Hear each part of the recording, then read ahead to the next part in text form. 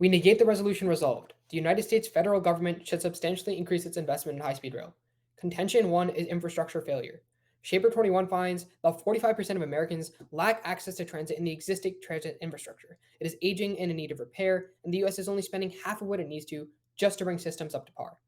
Finester 21 explains that the American Jobs Plan would allocate roughly $880 billion to traditional physical infrastructure, such as roads, bridges, transit, and drinking water infrastructure, over 8 years, and dedicate funding to make infrastructure in communities more resilient. Critically, Charles 17 finds that federal infrastructure spending prioritizes new construction, but what cities need most is maintenance. Too often, cities are induced into moving money from maintenance and into new construction, like HSR, as a local match for federal infrastructure programs. Maintenance is chased out by new construction, accelerating the critical declines in the existing systems while adding even more infrastructure to maintain. Federal HSR funding also takes away funding from other projects, as Gardner 21 explains that high-speed rail put California at a disadvantage as it competes for tens of billions of dollars in federal funding that could be a part of Biden's infrastructure plan. Taking funding away from current infrastructure projects is devastating, as HSR cannot be properly implemented in the United States.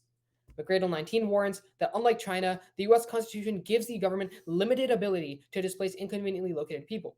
Citizens have the ability to tie up the government for a few decades in eminent domain appeals, environmental reviews, and so forth.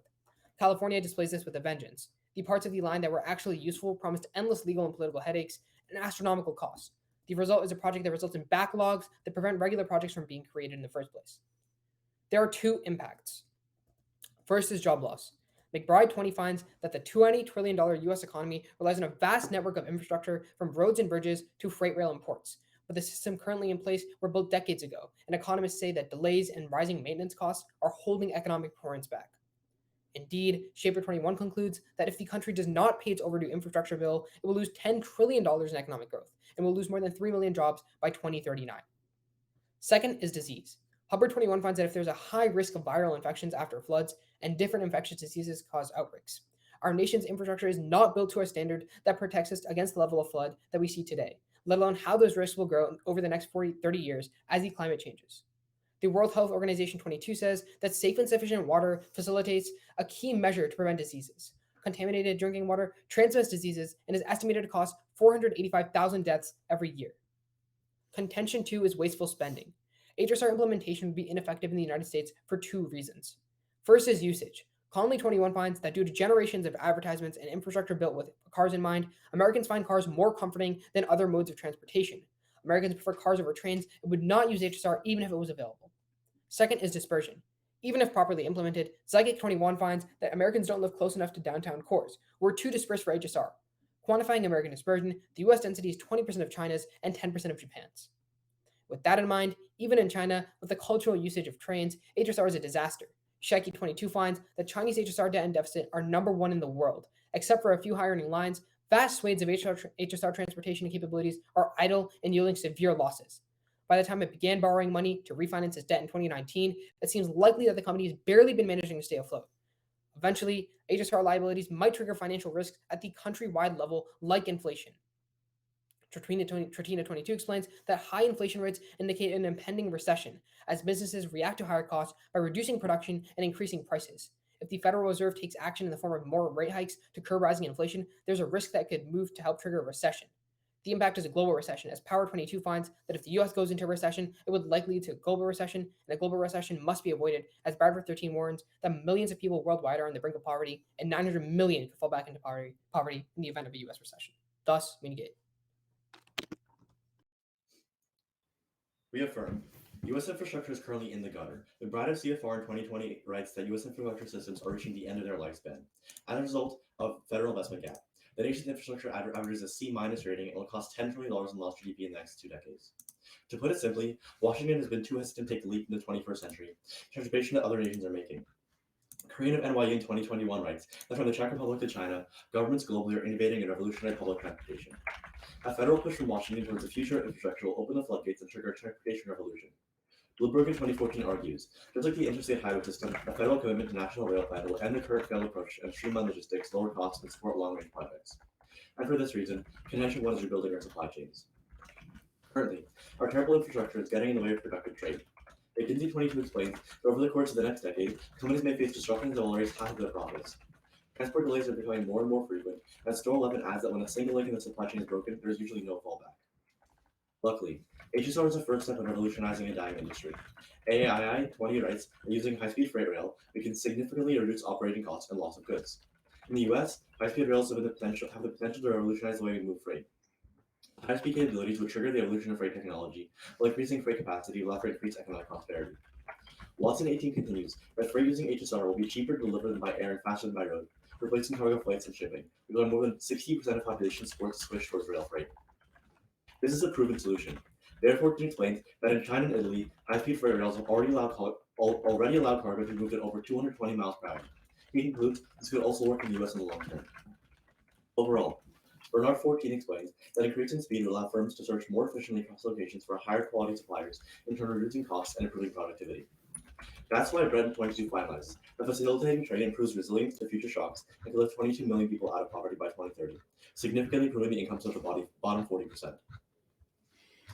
Contention 2 is an environmental revolution. The Christopher 17 writes that technologies need to meet climate goals are not developing quickly enough. As a society, we must implement policies that will encourage investment in green tech, for which policy signals will be required. HSR is the first step in creating a national green wave. Since HSR can use electricity that comes from renewable resources, RT20 notes that Eurostar has reduced carbon emissions in the past 8 years by 32%. These are all the high-speed trains between Spain and France run on renewable electrical energy. In China, Hindawi 20 confirms that HSR decreased air pollution by 21.5%.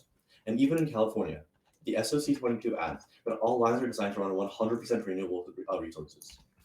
SOC 22 continues that when analyzing California lines, we see that just a single round trip for one person equates to planting 3 trees, removing almost 200 pounds of burned coal from the atmosphere, prevented the usage of over 19 gallons of gas.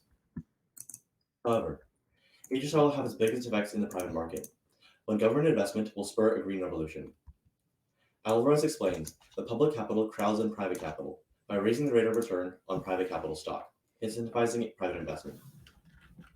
Which is why the high-speed rail system is a proven policy signal that will jumpstart green investment. Long 20 adds that because HSR is a sustainable alternative to transportation, it drives green innovation in related industries and promotes R&D. This is key to green tech. Our book 21 concludes, in order to close the financing gap in green technologies, finding new mechanisms to enhance the participation of the private sector is a must.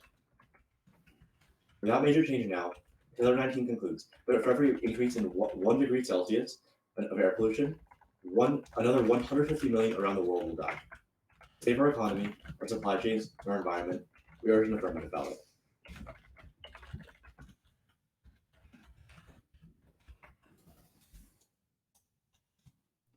All right. Are you ready to cross? Yep. You can take first question.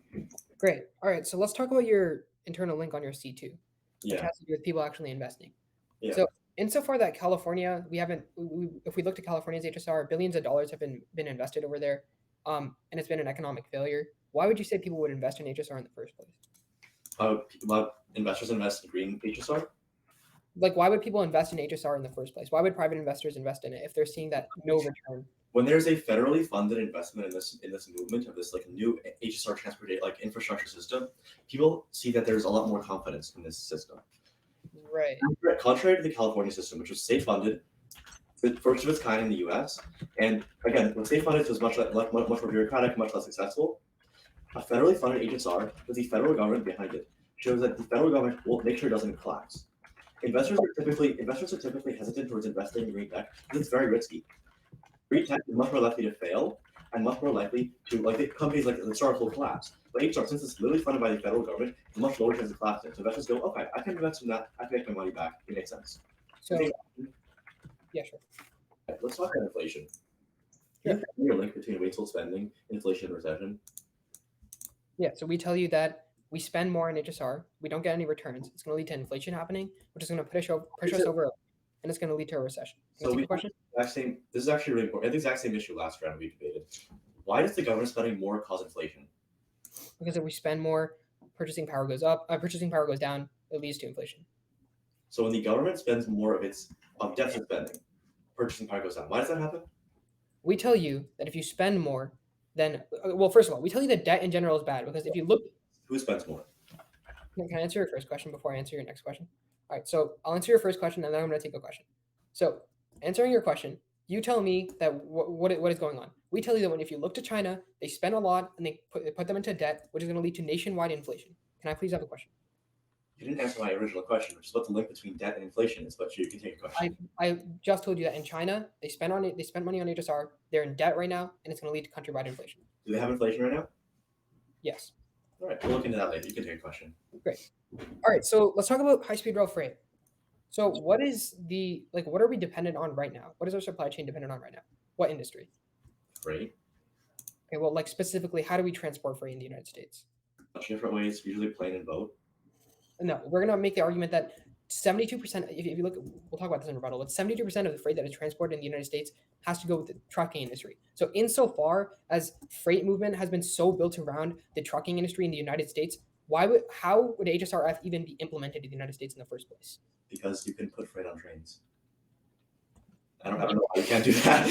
A train is train cars, and you can put stuff on the train cars. Yeah, so I understand how train cars work, but what I'm asking you is, insofar as we're so dependent on trucks to move the freight, why would we make the switch to high-speed? Dependency is bad, and we should not be dependent on trucks. It's super bad. So we have backlogs. That proves our argument more, but that's time. Judge, let's start on this first. Well, let's start on their uniqueness. We're going to agree with them here, and then we're going to tell you why we better solve for why we agree on the uniqueness here. Now let's move on to the supply chain. First off, they give you this idea that somehow you're going to be able to replace highways and bad infrastructure through high-speed rail. This is a fallacy. Let's start off by first saying the White House 21 finds that 72% of goods in America are shipped by trucks, and in most communities, trucks are the only form of delivery. A strong, stable, and safe trucking workforce that offers good-paying jobs to millions of truck drivers is a critical lifeblood of the American economy. The idea that people are just going to switch to high-speed rail freight is absolutely ridiculous. Now let's move on because the government is actually making active investment into the trucking industry. The Truck Action Plan is part of the Biden-Harris administration's Supply Chain Disruptions Task Force launched in June to address near-term supply chain bottlenecks. The way that this problem is being solved is through better trucks and through better infrastructure. Now let's move on because OTOL 21 finds that while interstates make up only 1.2% of highway miles in the United States, they carry close to 20% of all passenger miles and at least 16% of freight ton miles. In contrast, even the most extensive high-speed rail networks would carry less than 2% of passenger miles and no freight. Because of the lightweight equipment required for high-speed trains, such trains are incompatible with heavy freight trains for safety reasons. So these routes can't even carry the amount of weight that you need to actually have effective implementation of high-speed freight. Now, and now let's talk about who better solves for the actual supply chain issues, because that's us. Because what you see, as we both agree on at the top of case, we are telling you that there's an issue with our infrastructure that is causing supply chain disruptions. However, the best way to solve this isn't by building this new massive thing that won't even be effective. The best way to solve this is by fixing current infrastructure. And if you vote for them, what you're doing is you're taking away investment in current infrastructure that could to maintain it and to improve it. Now, going back to the infeasibility point, keep in mind, Judge, high-speed rail has to be built in a relatively straight line. I don't know how they think that you're going to have some replacement for highways. Highways span the United States. Let's say you get an import of goods in California and you want to bring it to Massachusetts, right? Then maybe there will be supply disruptions along the way. You need to take a highway because you can't just take a high-speed rail straight across the country. It doesn't exist. It's not feasible. Now let's move on to their environment contention. They give you this idea that high-speed rail is good for the environment, but Jaffe 11 states that an HSR line needs to average 10 million annual one-way trips to compensate for the annualized construction emissions. Plus, this considers that all these passengers come from former aviation travel, which is probably a vast overestimate of ridership. And then no link this because HSR doesn't actually reduce GHG that much. Referring to the California High-Speed Rail Project, Jaffe 17 affirms that high-speed rail is overstating ridership and thus greenhouse gas emission savings by a factor of 3 or more. Even when assuming that all the current numbers are correct, HSR would only reduce global emissions by 0.1%. They don't have an impact here. And then turn this because high-speed rail is reliant on rare earth minerals, and the mining of rare earth minerals is harmful for the surrounding environment. IF 13 states that Bayan Obo, China's largest earth project, now has an 11 square kilometer waste pool. Now let's move on to this idea about private investment. judge, no one is going to invest if it doesn't make any money. You cannot look to a single high-speed rail and say that it's actually a good investment. Look to China, the example we give you in case. Chinese HSR debt and deficit are #1 in the world, and except for a few high-earning lines, vast swaths of HSR transportation capabilities are idle and yielding severe losses. Look to California. It's taken them 14 years, and they barely built anything. It's not a good investment, so no one's going to invest in it. Therefore, you're not going to actually see any increase in innovation because nobody wants to put their money in it. They tell you that the government is going to legitimize it, but it's not supposed to make money. Everyone knows that HSR doesn't make money, so no private investor is going to invest in it. Therefore, I urge you to vote for the con. Start now. On the top of our case, we will agree with them that infrastructure, the current infrastructure in the U.S. is super bad. We argue that's the reason you need HSR and a certain influx of high-speed rail funding, because infrastructure is super bad. On supply chains, first say that replacing highways is and bad infrastructure through HSR is a fallacy because 72% of shipping goes through trucking. Yes, but that's exactly the problem. Our evidence tells you that because it all goes through trucking, the industry is riddled with stuff like traffic, weather delays, and the 55-mile speed limits that wouldn't slow down a train that can go at 220 miles an hour and doesn't have to deal with stuff like traffic. As a result, HSR upgrades our trading industry and therefore makes our economy run significantly faster and better.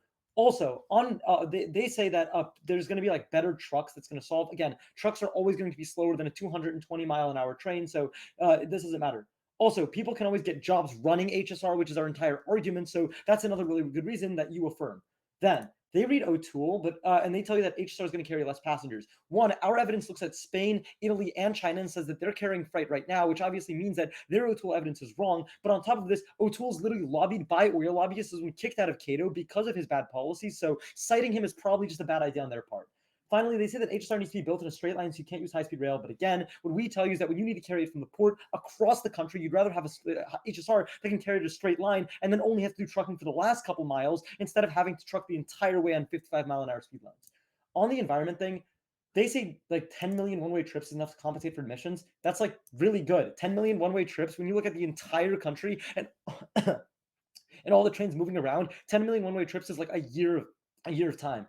Then you can group everything else. They say like doesn't reduce, like we reduce it by 0.1%. We don't reduce it by enough. We overstate ridership. You can group all of this because we give you empirical examples of China, Spain, and France and see that they've seen an overall decrease in emissions by 20 to 30%, which empirically proves that their evidence is wrong. And in reality, we can solve for these issues. Finally, they say that we're reliant on rare earth minerals, but they give you zero impact of why this is more important than greenhouse gas emissions at the point where we've empirically seen the environment improving from the countries that have HSR. You prefer it there. Also, on private investment, they say HSR is not a good investment, so people won't do it. But it's not about investment into the company, about the line. It's about investment into the companies that are building green tech. So even if the lines aren't very good, the companies are still government secured now, which is why they get more funding. That's the argument. Let's go to their case. First, they tell you that the U.S. infrastructure is super subpar. Again, we're agreeing to that. Then they tell you that like we're going to take away monies from Biden's bills, so that's super bad. That bill was passed 2 months ago. The funding's already set and the manufacturing has already begun. Implementing a new infrastructure revolution now will just add to the amount of infrastructure we have. It can't take away funding from a bill that's already been passed. Then they say that HSR is going to move people around and displace people, but their world's even worse because Message 15 finds that actually gentrification in their worlds has increased from 9% in the 90s to 20%. Voting Aff is the only way to decrease displacement because Economy 19 finds that HSR will invest in these communities, building construction jobs in the short term and train station jobs in the long term. On top of this, App defines that HSR would require 1 million fewer acres of land than current highway development trends, so we have to displace less people anyway because we don't have to make highways, which are significantly worse for displacement. Then they tell you that there's going to be job loss in our world. When ASBN 20 finds that a new HSR network will create a manufacturing supply chain made up of thousands of specialty companies that need to hire people to run the train stations and to create and construct the trains anyway, so we solve there. Then they say that like Americans prefer cars over trains, but Fruit 21 tells you that the U.S. is shifting towards a car culture dedicated to high-speed rail because it's anchored in declining interest in cars among young people who like the idea of green tech and trains. Also, HSR is by far the most convenient option for moving hundreds of miles apart. Also, on the thing about like all the legal stuff, remember we tell you that if Congress was serious about high-speed rail, it could just prohibit environmental and eminent domain lawsuits that could delay projects like it did in the 2006 border fence bill. And then finally, on this whole argument about financial risk and whatever that is, what we tell you is that they have zero clue about how federal funding works in the U.S. Whisker 20 finds there's no limit to the amount of quantity the U.S. can continue spending on debt because the U.S. can continue to spend debt like it has for the last 200 years. It finances debt by taking out other debt because it has the credit ratings in the U.S. are so absolutely high. It's silly. The U.S. has increased debt by like $7 trillion, and we haven't seen any of their impacts trigger. For all these reasons, we urge you to affirm. Thank you. Okay, so on this idea that so can you kind of So on this idea that federal funding can't be taken away from, so the idea behind our case, I think you might misunderstand it slightly, is that the money is given, and then that money is then and then when you're trying to build something new, that money is then taken away from because you're building something new in that place, because there's only a set amount of money that is being given to these places, and then when you're trying to build HSR additionally, it takes away, and it empirically takes away from other infrastructure projects that are in that area. You just said that for 45 seconds and I don't hear a question, so I don't really know what I'm supposed to say right now. But to, I guess, answer what you just said, all we're saying is that when a bill is passed, there's a certain amount of funding that's allocated to it, like in the Biden infrastructure bill. The government can't just pass a bill and then a month later be like, hey, you know how we gave you $1 trillion? Yeah, now you only get 1 billion.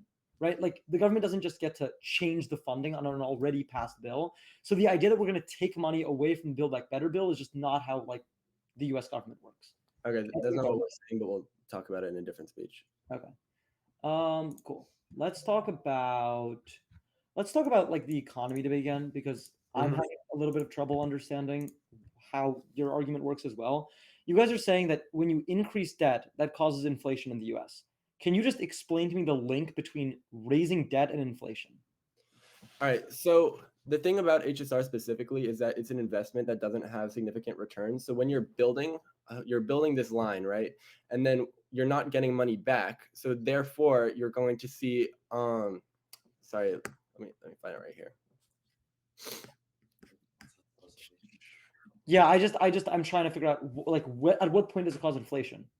Like where does it become inflation? That's all I'm trying to figure out. I mean, my partner can just address it in the next speech.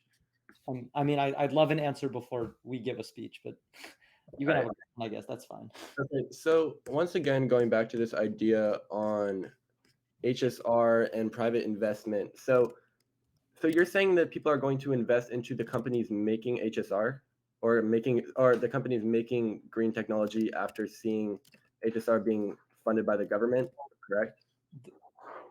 Kind of. The way that the US government builds HSR, like invests significantly in HSR, like the topic says, is they award bids to companies, and then those companies go and build HSR. And in the process of that, they award bids to green tech companies to design like the electrical components of the trains. But those builds are government secured, which means that the stock price of that green tech company raises. And as a result, private investors think it's now a better investment to go into green tech. It's just like it's called crowd-in effect. We kind of explained it in case, but it's how when public investment goes up, private investment follows it, which in green tech is a super good phenomenon. Can I have a question? Well, that's yeah. Starting on our case, the most important argument in this round is our contention one on infrastructure failure. Shaper 21 tells you that 45% of Americans lack access to transit in the existing transit infrastructure, and it is aging in need of repair. The U.S. is only spending half of what it needs to. The American Jobs Plan is going to put $880 billion into traditional physical infrastructure. But Gardner 21 tells you critically that HSR in California is competing for billions of dollars of federal funding that could be a part of Biden's plan. We'll address their responses on this later. Clean conceded goes McGradle 19, which tells you, unlike China, the U.S. has less of ability to displace people. And with the Cali HSR, useful parts are tied up in endless legal and eminent domain appeals. This goes clean conceded, meaning that HSR will not even be built properly in the United States. Let's extend our impacts.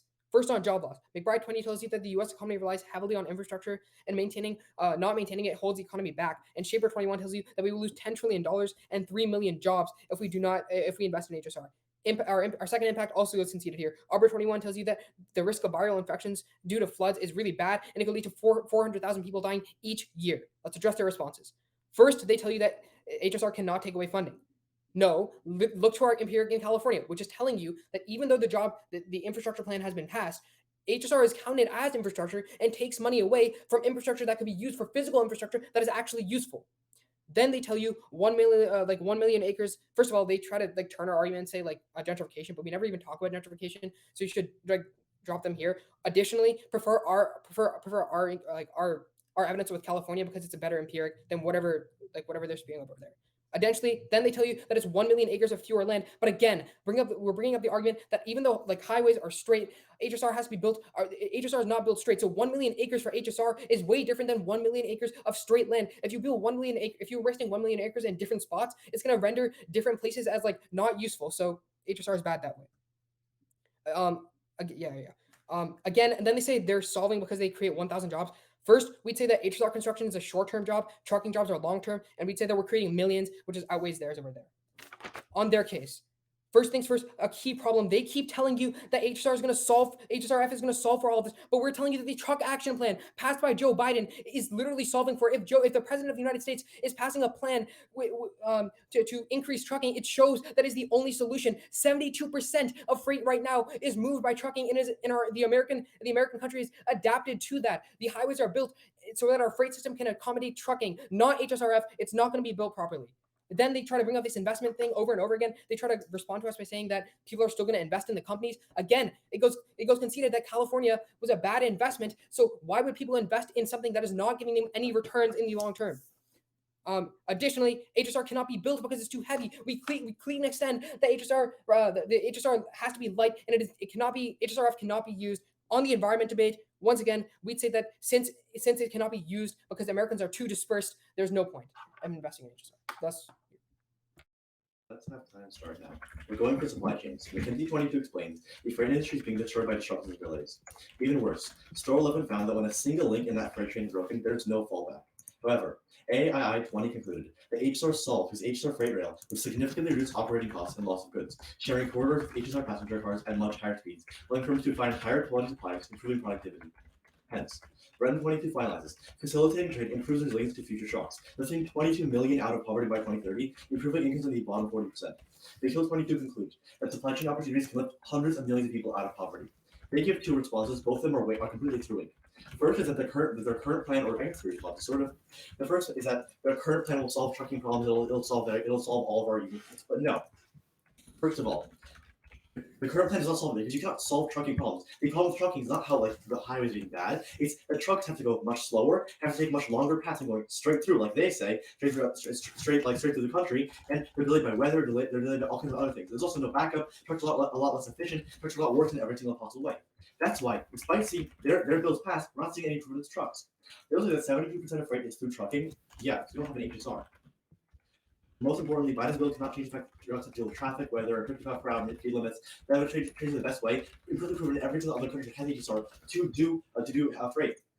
They say it's too heavy. This is also through Inc. First of all, Spain, Italy, China all use freight for HSR. All of this. I don't think that they have much better technology than we do. If we can build it, we can probably also do it. I've seen every single other country has it. Also, like Sam tells you that they drop, it's evidence of O'Toole. We all know who Randall O'Toole is. He's a horrible bottom by oil and coal lobbyist and plane lobbyist to lie on Cato. He was fired from the Cato Institute for lying about this exact article we're talking about. They're citing retracted lying articles. Obviously, don't believe what Randall O'Toole's saying. He's a horrible author. He doesn't know what's going on.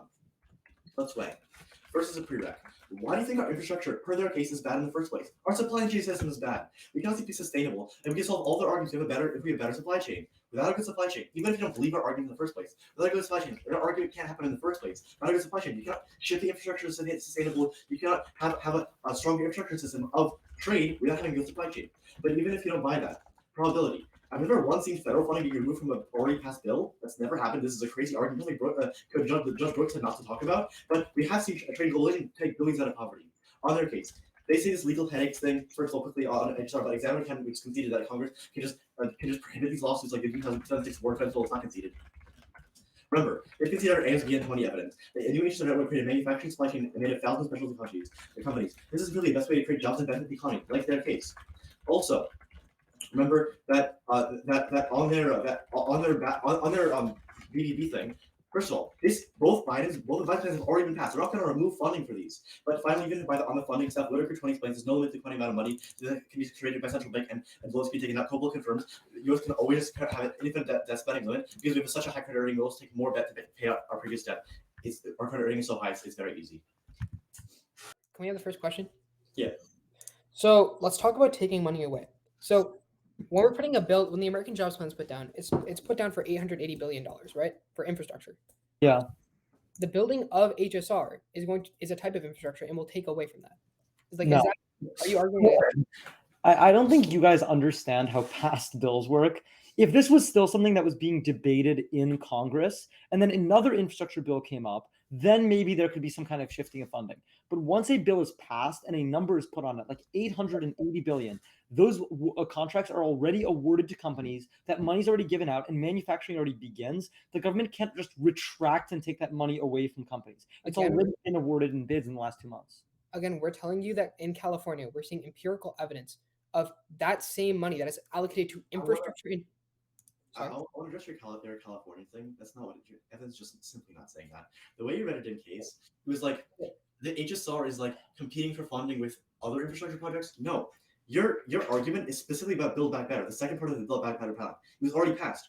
If it was competing with other projects not passed, like Sam says, fine. But your solvency for the Neg, which Neg can't really provide solvency for the counterplan, whatever, we're not talking about that. If your advocacy is something that has already been passed, it's not unique. Both sides have maintenance. The judge has no reason to vote for you because it's already been passed. Because we literally but okay, like again, okay, you can have a question because it's been a minute there. We'll address this. So, can you name a single time a federal bill that has already been passed, like the BBB bill, got money taken away from it after it's passed? A single one, please. Again, I think we're just going to come back to the same argument when it comes to like if we're allocating money to infrastructure in general, and HSR no examples at all. That's not. I'm giving an example right now. So what I'm telling you is that we allocate a certain amount of money, federally funded. We're allocating a certain amount of money, like for infrastructure. California, as a state, gets a certain amount of that money, and the way they choose to spend that on their infrastructure, maybe like they can choose to spend it on whichever infrastructure they want. Like, for example, high-speed rail if they want to, but we say that's bad. I have a question. No. BBP, the text of the BBB plan is not build infrastructure. It's build this thing in this city, build this thing in this city. Have you actually read the text of the bill? It's very, very specific. That's not how congressional bills work. Like you see, all the interns, all these congressmen spend like literally months not writing these super long bills of such specific things. Either way, you can't just listen, dude. You can't just say infrastructure is being built here, and oh no, infra is being built here. You can take the money away. That's how it works. Yeah, but even if you believe that, we're going to tell you that funding, and it goes clean conceded that at the end of the day, the useful parts are not being built. The McGradle evidence goes conceded insofar as that the endpoints will not be built of HSR. Thus, the funding that like even if you're winning this whole like funding argument, we're telling you that the infrastructure, like the money that is going to that, is a waste in either world. That's when we responded to that, y'all conceded our front line that it's been able to be built despite the lawsuits you talk about in every single other country for this time. Well, okay. In 3, 2, 1, Judge, the best way to address supply chain is by replacing what's already in place and fixing it at its root. And its root is highways. What we are telling you is that currently the U.S. is only spent that Biden just passed an $880 billion traditional infrastructure bill. And Gardner 21 finds that after that bill, HSR put California at a disadvantage as they competed for billions in infrastructure funding. This is really important because that shows empirically in the United States, HSR is putting states at a disadvantage as they compete for federal funding for infrastructure. Now, repairing federal infrastructure is much better than trying to build HSR because as goes conceded throughout the entire round, McGardle 19 finds that the U.S. Constitution gives the government limited ability to displace citizens, which means that in the United States of America, it is uniquely difficult in the United States of America to displace people and move them out of the way for high-speed rail. This is the reason why we haven't seen implementation in California. This is the reason why we haven't seen implementation in the United States in general. Now let's move on to how they're linking in. They're telling you that high-speed rail will solve better, but this is obviously untrue. This is for 2 reasons. One, let's talk about trucks. The United States economy is and trucking. The United States freight is completely reliant on trucks. 72% of goods in America are shipped by truck, and this is really important because there's not going to be this massive switch that they talk about. They tell you that that trucks are slower, but first off, why does this even matter? The things that they're moving aren't time sensitive, so that doesn't even matter. And then once again, let's go to our Welch 22 evidence, which they call our O'Toole card. It's not even by him. That in California, in the United States, they have to use heavier, slower trains because the plan is run on the same tracks as freight trains and federal safety. So in the United States, freight doesn't work. So now let's look at and finally, even if you build HSR and even if you believe their argument, what you're doing is you're taking away 3 million jobs from truckers. So let's talk about weighing. In the long term, we are saving jobs and we are better linking in to the impact here of preventing the degradation of United States infrastructure and preserving the supply chain. Therefore, I urge you to vote for the negative. Let's have time start now. Let's start with our case because this is the easiest place to vote in the round. McKinsey 22 explains that the freight industry is currently being destroyed by disruptions and delays. However, A20 concludes that HSR would solve because HSR freight rail will significantly reduce operating costs and loss of goods, allowing firms to find higher quality suppliers, improving their productivity and the speed at which they can trade. Hence, Breton 22 finalized that facilitating these trade improvements will make us more resilient to future shocks, lifting 22 million people out of poverty by 2030 and uplifting hundreds of millions out of poverty in the long term. This argument is not only the biggest impact in the round, with an impact of 22 million people, which is the uncontested largest number in the round, but also it's empirically proven. Increasing investment in our supply chains is a proven method the US has been using for over 100 years that benefits Americans everywhere. They keep saying that the current Biden plan is just going to solve all of this, but they can't solve the inherent problems that, like traffic, weather, and the 55-mile-an-hour speed limits that trucks have to go through. Our argument is very simple because we tell you that trains can travel at 220 miles an hour, and it's empirically proven by every country in the world, like Spain, France, and China, that have all had these economic revolutions that the America so desperately needs. Then they say again that it's too slow. This card is Cato, and by Cato, it's written by O'Toole, which we literally tell you is kicked out of Cato and funded by oil lobbyists. When you cite a redacted article, of course it's going to say bad things. But then, remember what we tell you on the weighing? This is the easiest place to vote because we prerequisited every one of their arguments. We told you that the reason that the economy is bad and the reason our infrastructure is bad is because our supply chain is bad. The way that you focus and fix our overall infrastructure is by first fixing our supply chain, meaning we solve all their issues first. On their case, they just keep telling you that they're going to create jobs, but remember what our ASBN 20 evidence tells you, that a new HSR network creates thousands of jobs that build the HSR, therefore making millions of Americans into new jobs. On top of this, we tell you on this whole inflation debt debate, we've asked them in every speech to explain why debt is going to cause inflation. They don't tell us in a single speech. Remember, the US has been doing this for 200 years. They take out debt and then they take out more debt to finance that debt because we have infinitely high credit ratings. Inflation is not a problem in the US because of debt, because we are able to continue using that cycle. Remember, they say HSR can't be built because we have eminent domain, but our responses are super good. It's empirically worked before, it's empirically worked in every country, and it's been beneficial. For these reasons, you affirm. Thank you. Okay. I guess without further ado, it's going to be a 2-1 decision for the affirmative, it looks like. I was the squirrel, and so let me go ahead and give you guys my decision. So, to be perfectly honest, what's it called? I have a lot of trouble buying any sort of offense on the affirmative. I'm a big believer in affirmative burden of proof. Just looking at your two contentions, right? So let me see my flow. Okay, so like in your first contention, I do believe you guys do a damn good job of proving like why supply chains are important, right? But my big issue is I don't know where the line is going to be built. I don't know what freight is going to be put on the train. And like the negative team even asks you guys, like, are we going to build this thing from like Cali to Boston? Like, is there going to be like a direct like HSR like across like the entire United States? And that like essentially goes unaddressed as far as I'm concerned. Your second contention about like the climate, like first and foremost, you guys never, in my opinion, proved that people would actually ride HSR passenger wise, right? But like I'm just going to assume some people will, so I'm willing to give you that you will reduce some emissions because that's just logical, right? But I don't even think there's any offense there either, because while you reduce some emissions, like I don't think it's ever proved that you reduce it to a point where you get some sort of like marginal or tangible benefit, right? Like you don't ever tell me we reduce 10% of emissions, which will lead to like a 5% reduction in like asthma, right? Like something as simple as that, right? And so yeah, like I think the affirmative side, like you have all these like overarching macroeconomic ideas and concepts that like, like yes, supply chains are important. Yes, reducing carbon is important. But if I don't know where the train goes, where it's going to be built, what freight is going to be on it, and who's even going to ride it, then I can't affirm.